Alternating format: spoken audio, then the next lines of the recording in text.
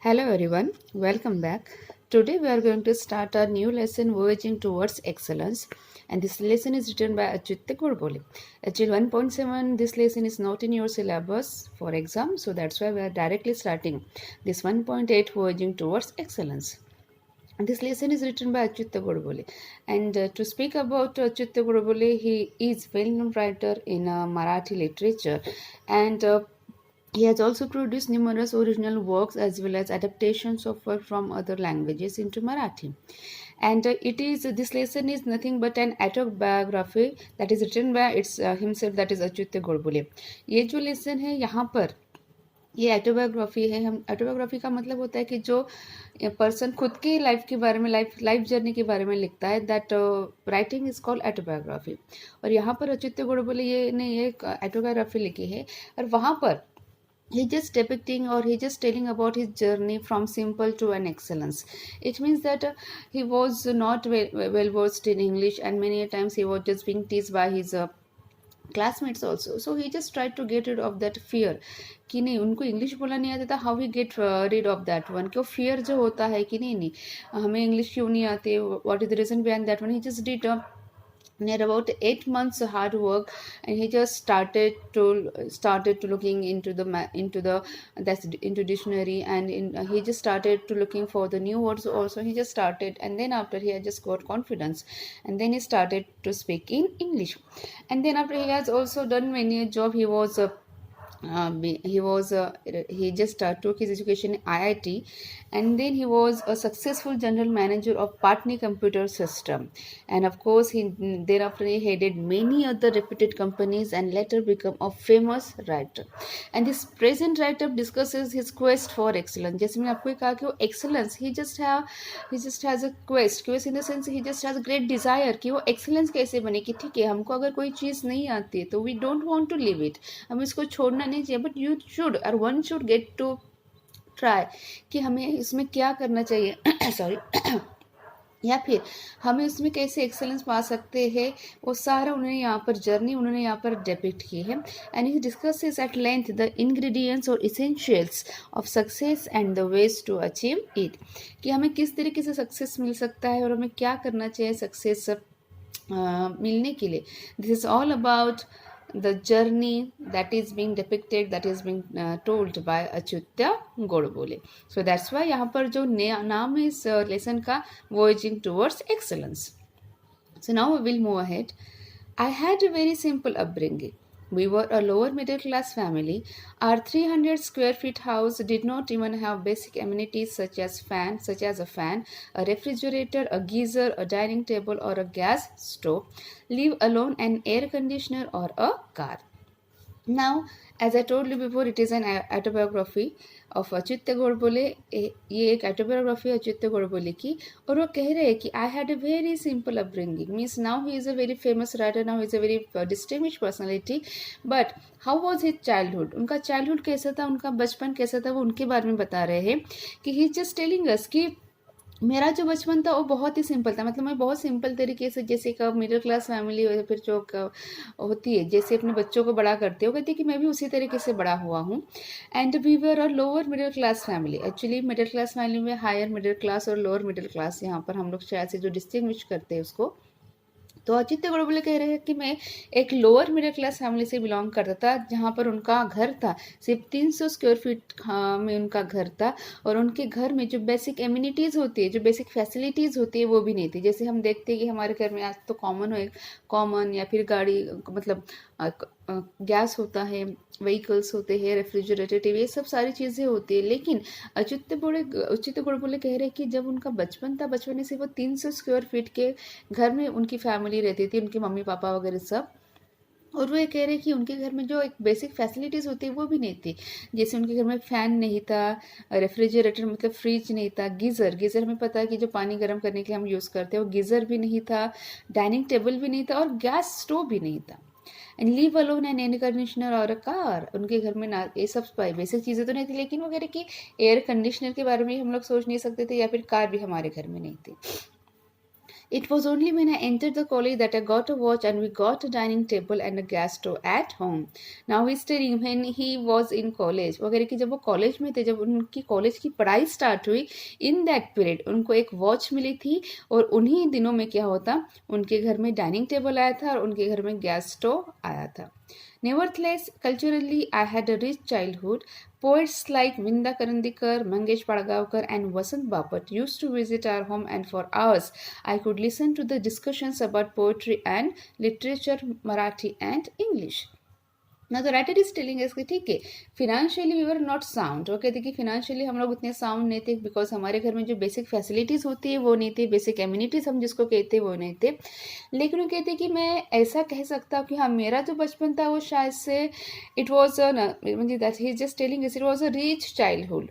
Culturally in the sense कि वो इस बात को देखो, आई एम जस्ट रिपीटिंग कि in previous lines what he is telling अस, वो कह रहे कि मेरा चाइल्डहुड एक बहुत ही सिंपल तरीके से था. मेरे घर में एट फर्स्ट पीरियड वहाँ पर मतलब गैस नहीं था, फैन भी नहीं था, कार और रेफ्रिजरेटर बहुत दूर की बात. लेकिन वो कहते हैं कि मेरा जो बचपन था वो कल्चरली बहुत रिच था. कल्चरली का मतलब यहाँ पर होता है कि यहाँ पर उनके यहाँ पर बहुत ज़्यादा इम्पैक्ट था मराठी लिटरेचर का और इंग्लिश लिटरेचर का. और किस तरीके से यहाँ पर हम लोग देखेंगे कि राइटर बोले कि जब मैं छोटा था, मेरे बचपन में जो बहुत फेमस राइटर्स है, पोएट्स है, जो हमें मराठी लिटरेचर में या फिर मराठी बुक्स में दिखते हैं, जिनकी poems graduation post graduation level तक पढ़ाई जाती है, या फिर जिनकी पोएम्स ऐसे राइटर है जिनका राइटिंग या फिर जिनकी पोइट्रीज हम लोग पढ़ते हैं शायद से, ऐसे बहुत महान डिस्टिंग्विश जो राइटर्स और पोइट्स थे वो उनके घर में विजिट करते थे. तो उन्होंने कुछ नाम बताया यहाँ पर, जैसे विंदा करंदीकर है, मंगेश पाड़गावकर है और वसंत बापट.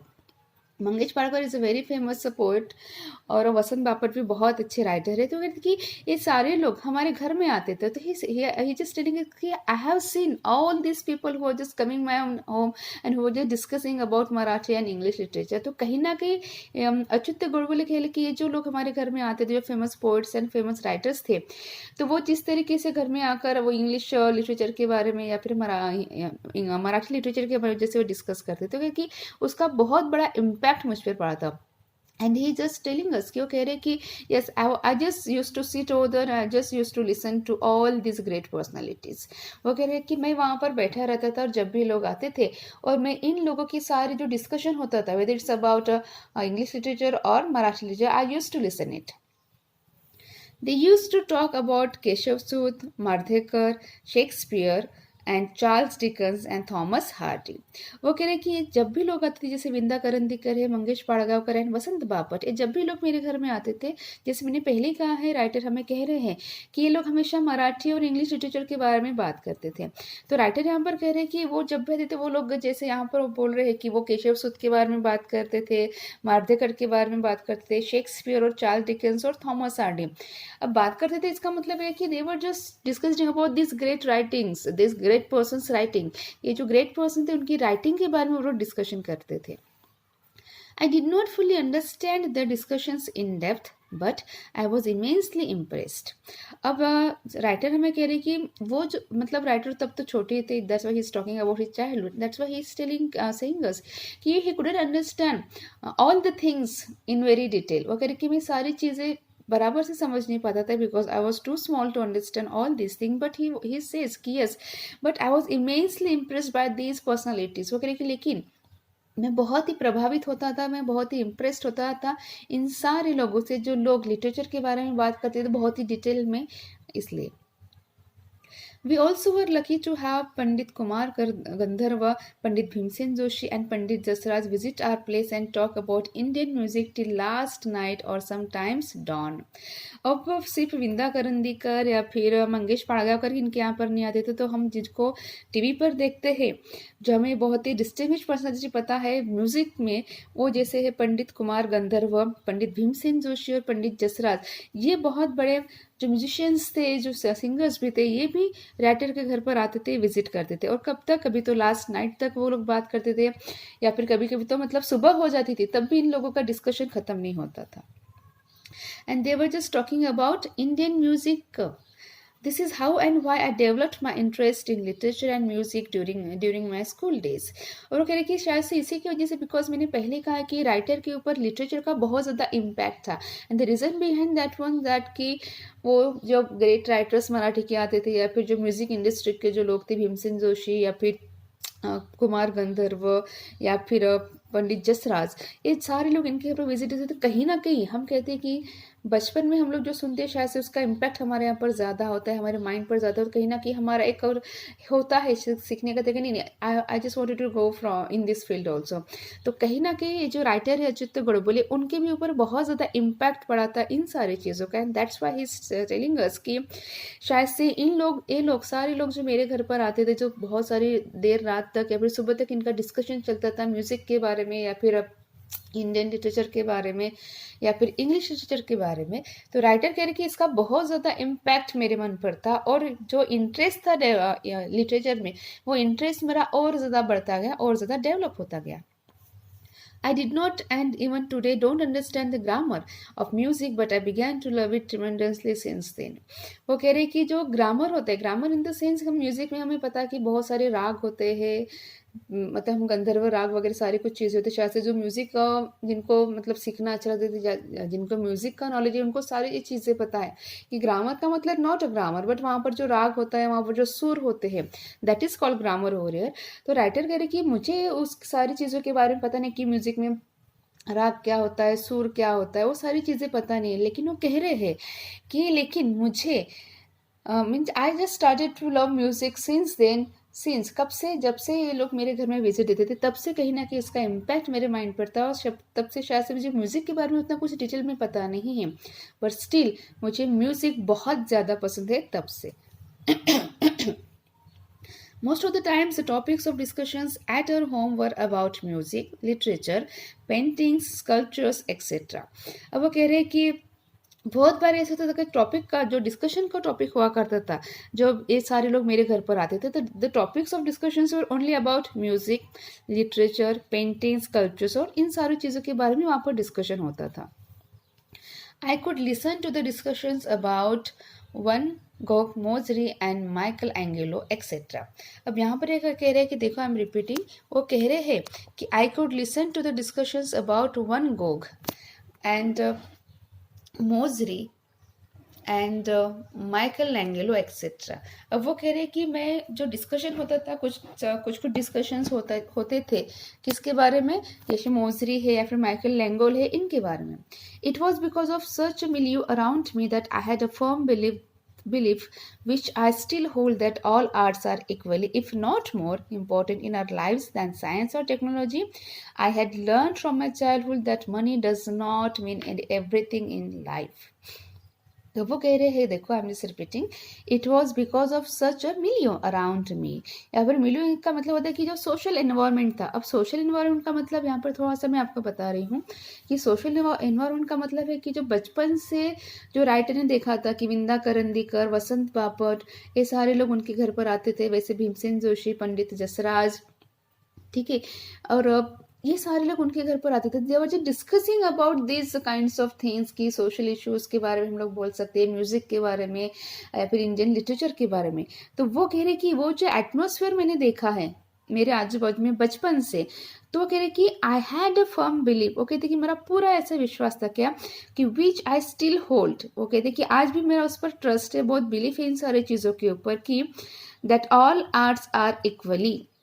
वो कहते हैं कि जितने भी आर्ट्स है, whether it's a music, whether it's a singing, whether it's a writing, whether it's a poetry, prose, हर जो आर्ट है वो आर्ट इक्वली इम्पॉर्टेंट है। वी कांट से दैट कि दिस इज ग्रेट और दिस इज नॉट ग्रेट, और we can't say that Indian literature is more great और English literature is more great or greater than the, Hindi literature, all this things. तो ही just telling us कि नहीं, ऐसे नहीं है, हम नहीं कह सकते ये बहुत अच्छा है, बहुत अच्छा। वो कह रहे कि all the arts are same, सारे आर्ट्स सेम है, if not more important in our lives then science और टेक्नोलॉजी। वो कह रहे कि ऐसे नहीं कि हमारी लाइफ में सिर्फ साइंस और टेक्नोलॉजी इंपॉर्टेंट और बाकी सारी चीज़ें इंपॉर्टेंट नहीं है, बट वो आर्ट्स और लिटरेचर भी उतना इम्पोर्टेंट जितना हम लोग साइंस और टेक्नोलॉजी को इम्पोर्टेंस देते हैं।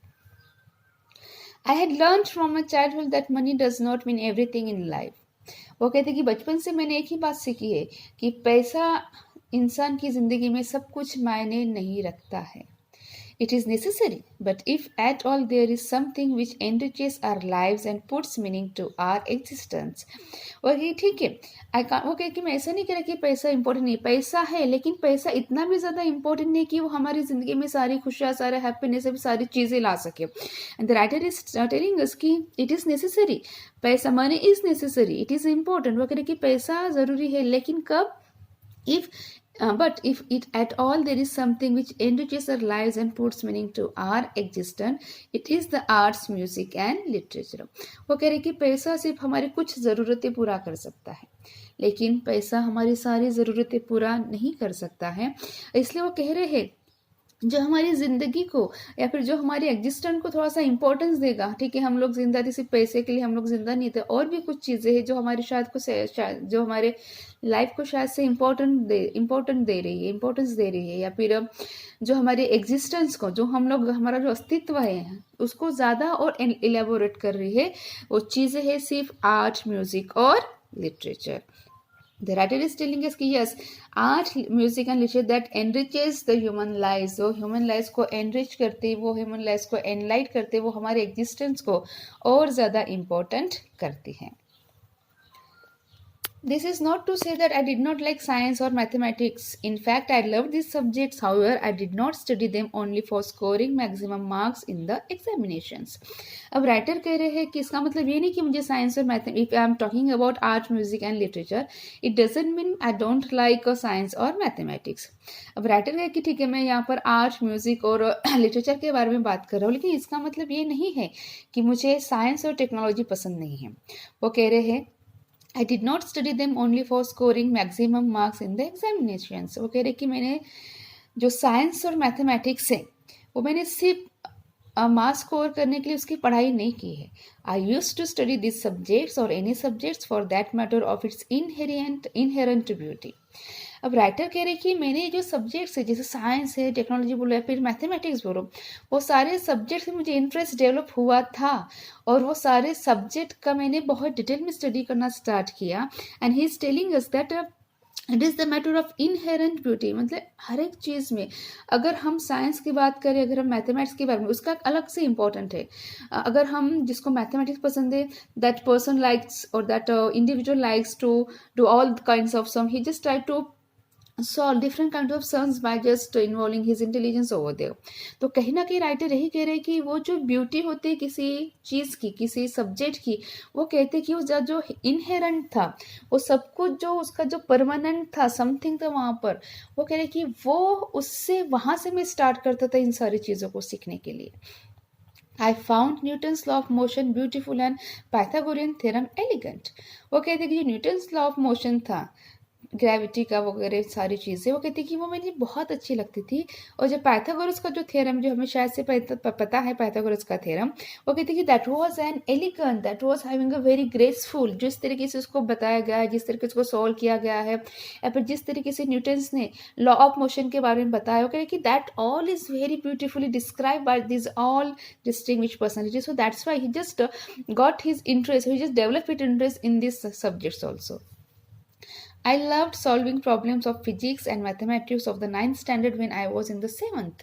वो कह रहे कि जब मैं 7th में था, तब मैं 9th के फिजिक्स और मैथमेटिक्स के प्रॉब्लम में सॉल्व करता था, not to show off but just because I use to get involve in solving them. वो कहते हैं, I am just repeating, he just ring when he was in 7th standard, then he was trying और he was just solving the problems that is related to 9th standard. वो कह रहे कि जब मैं 7th स्टैंडर्ड में था, तब मैं 9th स्टैंडर्ड के मैं सारे प्रॉब्लम सॉल्व करता था. वो कहते कि सिर्फ मैं बताने के लिए ही नहीं या फिर शो ऑफ करने के लिए नहीं करता था, लेकिन वो कहते कि मेरा इंटरेस्ट था वहाँ पर. I just have got interest in that subject and that's why is telling us कि मैं वो सारे प्रॉब्लम्स 9th के में सॉल्व करता था जब मैं 7th में था. I used to love problem solving and used to enjoy finding out the most elegant method of solving them.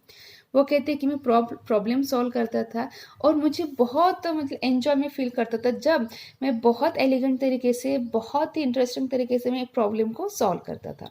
Obviously this problems are not a part of the curriculum. But I enjoyed the whole process. वो कहती कि ये जो सारे problems थे वो शायद से जो मेरे करिकुलम था, मेरा जो सिलेबस था या फिर जो स्कूल का जो करिकुलम था उससे रिलेटेड नहीं था, but still he just telling us कि no he just trying to solve the problems very elegantly, very interestingly.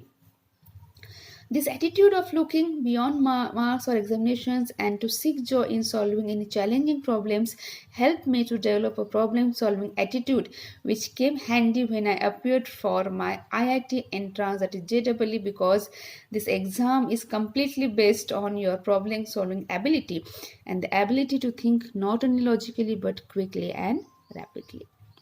वो कह रहे हैं कि जैसे उन्होंने पहले कहा कि उनका इंटरेस्ट था साइंस और मैथमेटिक्स में, और साइंस और मैथमेटिक्स में वो कह रहे कि मैं और थोड़ा सा लॉजिकली मैं सोच सोच कर मैं अपने प्रॉब्लम सॉल्व करता था. And he is telling us, no the writer is telling us कि the attitude of looking beyond marks और एग्जामिनेशन, मतलब मुझे सिर्फ मार्क्स अच्छे स्कोर करना है, फिर एग्जामिनेशन में मुझे अच्छा परसेंटेज स्कोर करना है, I just wanted to get a first rank in school और इन क्लास. और कहते थे कि that was not my attitude, वो मेरा एटीट्यूड नहीं था. तो उनको क्या कह रहे हैं कि I just found joy in solving this kinds of sums और दिस काइंड्स ऑफ प्रॉब्लम्स. वो कह रहे कि मुझे जॉय मिलता था, आई वॉज फीलिंग हैप्पी कि वो सारी जो चीज़ें थी जिस तरीके से हम लॉजिकली सॉल्व करते हैं प्रॉब्लम्स को, मैथमेटिक्स को, वो कहते थे कि I just found it very happy, I just found it very joyfully. और इसलिए वो कह रहे कि वो जो मेरा जो स्किल था या फिर मेरा वो जो टेक्निक था प्रॉब्लम सॉल्विंग का, कि किस तरीके से हम लोग प्रॉब्लम सॉल्व करते हैं, वो कह रहे कि वो सारा जो टेक्निक था वो काम में आया कहाँ पर, जब उनका आईआईटी में उनका जब एंट्रेंस एग्जाम था वहाँ पर. मैंने आपको स्टार्टिंग में कहा है कि राइटर का आईआईटी हुआ है, आईआईटी में उनका एडमिशन हुआ था. तो कहीं न कहीं राइटर का कि शायद से जो मेरा टेक्निक था बचपन से, वो जो प्रॉब्लम सॉल्विंग मेथड का, वो मेथड का टेक्निक मुझे काम आया कब, जब मैंने आईआईटी एंट्रेंस में मैंने एग्ज़ाम दी थी. और आईआईटी एक ऐसा होता है जहाँ पर आपको लॉजिकली सोचना पड़ता है, जहाँ पर आपको आपकी एबिलिटी होती है जो सोचने की, वो आपको पूरा वहाँ पर लगा देना. तो होल एंड सोल आपको वहाँ पर लॉजिकली आपको वहाँ पर सोचना पड़ता है, आपको वहाँ के प्रॉब्लम सॉल्व करने पड़ते हैं, वो भी कैसे, क्विकली एंड रैपिडली, बहुत ही जल्दी. And that is the technique that वो एक ऐसी टेक्निक है जो शायद से आपको काम आती है. That is called the problem solving method. हम प्रॉब्लम को कैसे किस तरीके से लॉजिकली इंस्टेंटली हम लोग सॉल्व कर सकते हैं, ये सारी टेक्निक काम में आई थी राइटर के कब, जब उन्होंने आईआईटी एंट्रेंस एग्जाम दिया था. And he was just enrol in that one, and that's the technique that was useful for the writer. That's why he is telling अस, क्यों कह रहे कि नहीं मैंने सिर्फ एग्जाम में मार्क्स स्कोर करने के लिए मैंने वो टेक्निक नहीं मतलब अडॉप्ट की थी, बट वो टेक्निक मुझे काम आई थी आईआईटी में. This is all about for today's video. Hope you understood this one. In our next video, we will see rest of the paragraphs. Thank you.